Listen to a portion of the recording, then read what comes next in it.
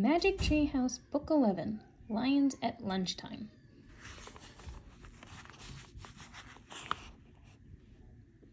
Chapter 1, Before Lunch. Jack and Annie were walking home from the grocery store. Jack's pack was heavy. It held a big jar of peanut butter and a loaf of bread. "Are you going to have a peanut butter and jelly sandwich?" said Annie. "Or a peanut butter and honey sandwich?" Jack started to answer, but stopped. "Oh, man," he whispered. "What is it?" said Annie. "Look at that," said Jack.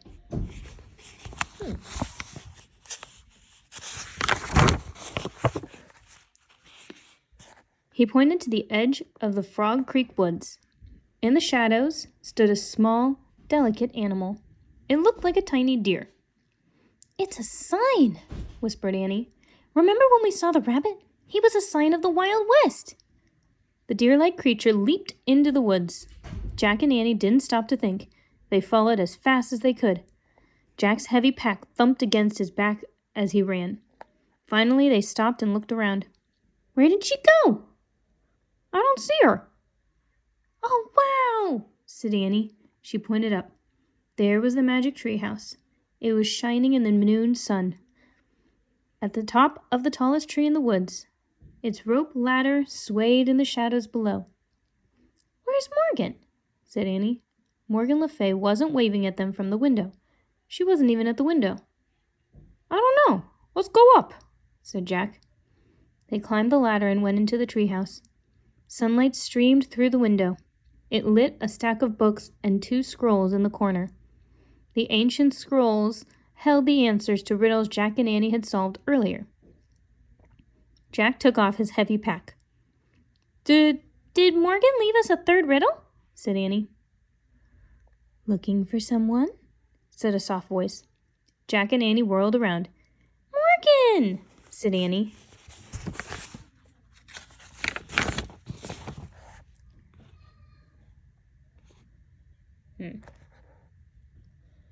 Morgan Le Fay had appeared out of nowhere. She looked ancient and lovely in the bright light. "Do you still want to become master librarians?" she asked Jack and Annie. "So you can help me in my work?" "Yes," they said together. "Wonderful," Morgan said. Then she reached into her robe and pulled out a scroll. "You've solved 2 riddles so far. Here is your 3rd. She handed the scroll to Annie. "And for your research," she pulled a book out from her robe and handed it to Jack. The book's cover said, "The Plains of Africa." Ooh, look at that.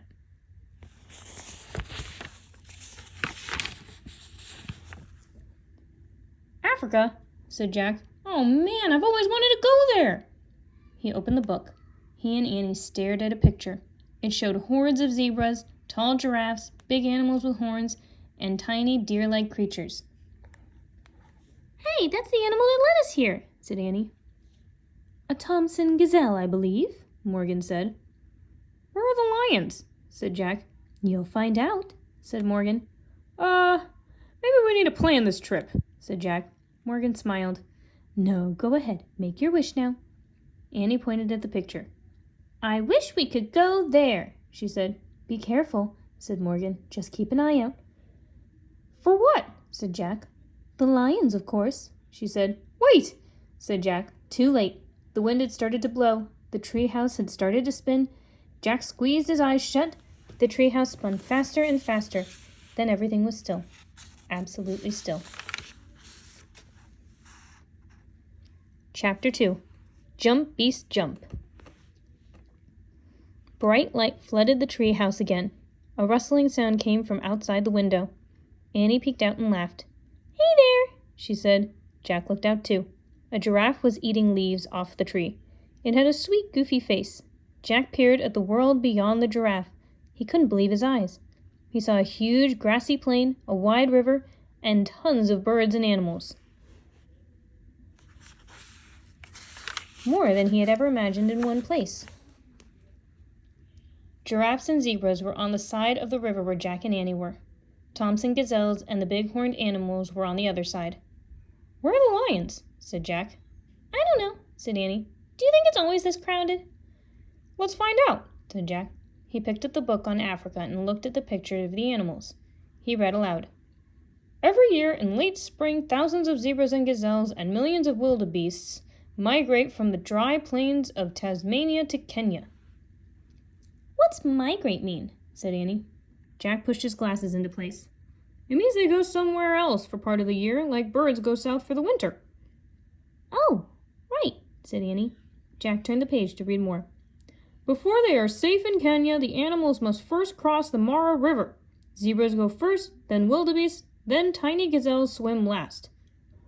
Oh, said Annie in a sad voice. What's wrong? Said Jack. Poor beasts. She looked out the window. They seem afraid. On the far side of the river, the horned animals were standing at the edge of the steep bank of the river. They stared down nervously at the rushing water.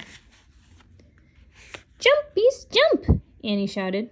Don't be silly. They can't hear you, said Jack. He studied the broad plain. I wonder where the lions are, he said. I don't know, but I have to go, said Annie. Go where? Said Jack. To the river to help them, she said. Help who? Said Jack. Those wild beasts on the other side, said Annie. I have to help them migrate. Are you nuts? Said Jack. Annie handed Jack the scroll and started out of the treehouse. Wait a second, said Jack. We haven't even read Morgan's riddle yet. Annie stopped on the ladder. Read it now, she said.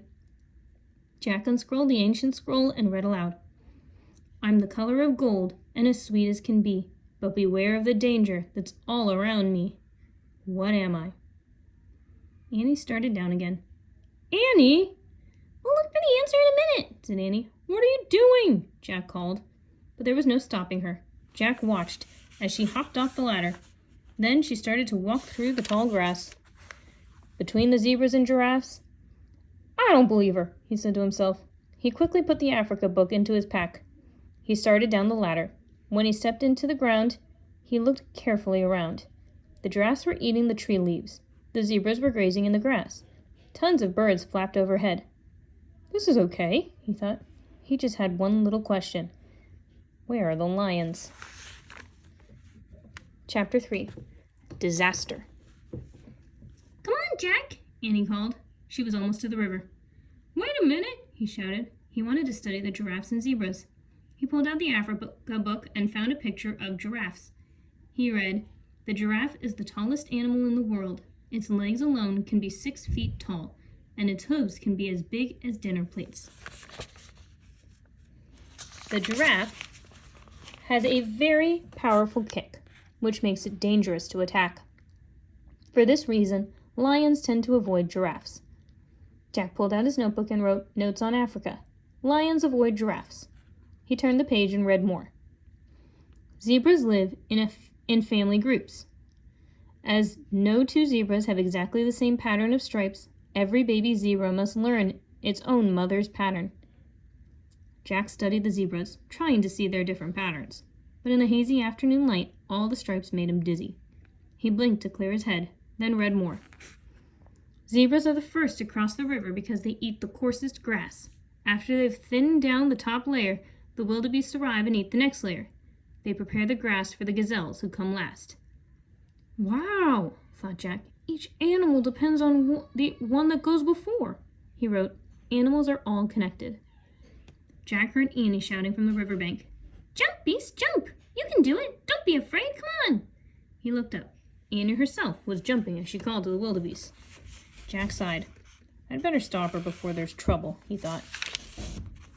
He put away the Africa book and his notebook. Then he jogged toward the river. His pack was heavy and lumpy, bumping against his back. He'd forgotten to take out the jar of peanut butter and the loaf of bread. Jack decided to leave them at the treehouse. He turned to go back, but just then Annie's shouting stopped. Jack looked at the river. She had vanished. Annie? He called. No answer. Where was she? Annie? Jack shouted. She had completely disappeared. Oh, man, said Jack. Their trip had barely begun and already disaster had struck. He forgot about the stuff in his pack. He just ran as fast as he could. He wove his way between the grazing zebras and giraffes as he raced to the river. Help! Called Annie. Chapter 4. Mud bath. Jack looked over the edge of the riverbank. Annie had fallen into a pool of mud near the water. The thick black mud was up to her chest. "I slipped," she said, "and